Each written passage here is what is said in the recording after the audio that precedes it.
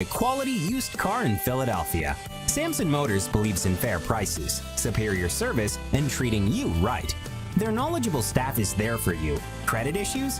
Not at Samson Motors. Let Marcus from their finance department help you. Call Marcus at 215-288-6050. That's 215-288-6050. You can find Samson Motors in the Great Northeast at 6221 Harbinson Avenue in Philadelphia. Check out their large pre-owned inventory anytime at SamsonMotorsPhilly.com.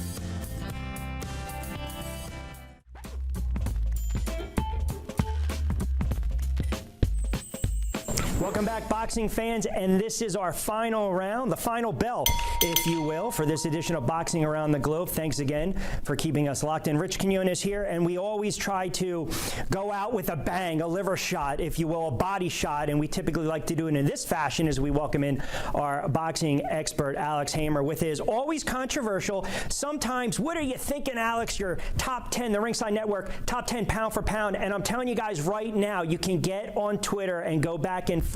You can always follow us on social media at Ringside Network. So it's pretty easy.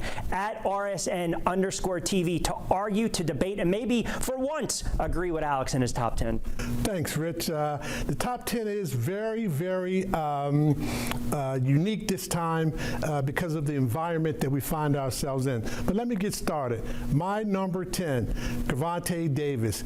Tank is going to fight Leo Santa Cruz soon, and he's going to prove that he belongs in the top 10. So number 10, I have Gervonta Davis. Number 9, Anthony Joshua from Europe. I know Anthony lost to Ruiz, but he came back and he knocked Ruiz out. So my number 9 is Anthony Joshua. Number 8, Leo Santa Cruz. Leo, like I just said, is coming to fight Gervonta Davis, and the winner of that fight may indeed knock out the loser out of the top 10.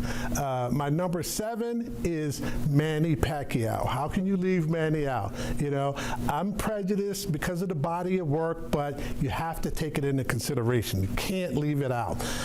My number 6 is Naoya Inoue from Japan. He's the bantamweight champion right now, multiple weight divisions, WBC, WBA. You can't leave him out. He travels and he can fight. Number 5, Deontay Wilder, okay? We know he lost to Tyson Fury, but you can't knock him out of the top 10 based on one fight. He should be in the top 10. Let's not forget, again, I hate to use the word, but body of work. He knocked out everybody you put in front of him, and now that he's lost one, you know, and tied one, of course, he should still remain in the top 10. My next fighter is Terrence Crawford. I gotta put Bud in because he's just great. Before he moved up to 147 to the welterweight, he was a junior welterweight, and if you recall, like I do, he held all 4 belts, the WBA, the WBC, the IBF, and the WBO belt at 140. Name somebody who can do that, can say, I have all 4 belts. Bud did it. He wiped out the junior welterweight division and then moved up to 147. Okay, my number 3 is Tyson Fury, okay? Tyson Fury moves up because he came to America and he saw and he conquered. Back on February 22nd, everybody remembers what happened, and I think, as we reported earlier, that they're going to fight again, hopefully in December, at that new beautiful stadium that the Raiders play football in right now. My number 2 is Vasyl Lomachenko. We already indicated that that fight is going to be with Lopez, my candidate for Fight of the Year.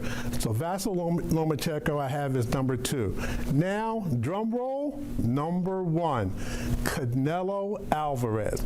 No, his lawyer didn't call me up and say, you better put him in there or he'll sue me like he's suing Oscar De La Hoya and Golden Boy and DAZN. But here's my pick for number 1. Canelo was a no-brainer to me. His last fight, Canelo went up from 100 60 pounds to 175 pounds, all the way up to light heavyweight division, and knocked out Sergey Kovalev, the hard-hitting Russian, which placed him pound for pound as my #1 boxer for this segment. Okay, Rich? Well, I mean, I don't know if I'm okay with this. I mean, there's always something in there where we can go back and forth and dispute. I mean, look, if Earl Spence doesn't have his accident, you have Garcia's out there, multiple Garcias out there, and Danny and Mikey. You know, Pacquiao, maybe it's a little sentiment, but I like the fact that you said the body of work. You know, heavyweights, we're starting to see them climb up a little bit, and the Gypsy King, I like his placement. Canelo, let's see what transpires down the road with Canelo and how these fights are going to shape out. I think that's an excellent point, you know, Rich. I love Errol Spence, you know, but for that accident, he would have been in my top 10 because he probably would have had a couple more fights. I love Mikey Garcia. Mikey is fearless. He'll fight anyone. So after a couple of fights, we'll see how the top 10 shakes out again, but this is how we have it for now.